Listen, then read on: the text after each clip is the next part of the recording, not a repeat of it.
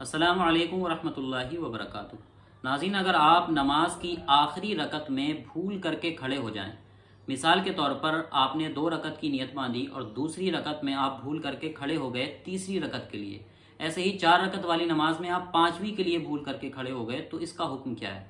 तो इसका हुक्म यह है कि जब तक आपने उस रकत का सजदा ना किया हो, यानी जिस रकत में आप भूल कर खड़े हुए हैं उसका सजदा जब तक आपने ना किया हो, आप वापस जा सकते हैं। मिसाल के तौर पर आप 5वीं रकत में खड़े हुए, तो 5वीं रकत का सजदा आपने जब तक नहीं किया है और आपको याद आ जाए तो आप वापस कादे में चले जाएं और फिर उसमें सजदा साफ करें और सलाम फेर दें। आपकी नमाज मुकम्मल हो जाएगी, नमाज पर कोई फर्क नहीं पड़ेगा।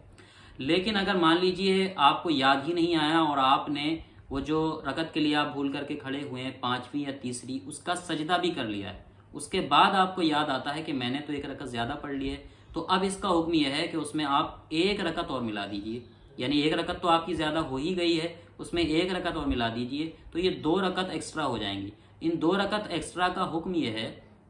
कि अगर आप आखिरी कादे के अंदर जो खड़े हुए थे, जो आखिरी रकत में आप खड़े हुए थे, उसमें आपने अगर कादे अखीरा जो होता है वो कर लिया था, उसके बाद आप भूल करके खड़े हुए थे,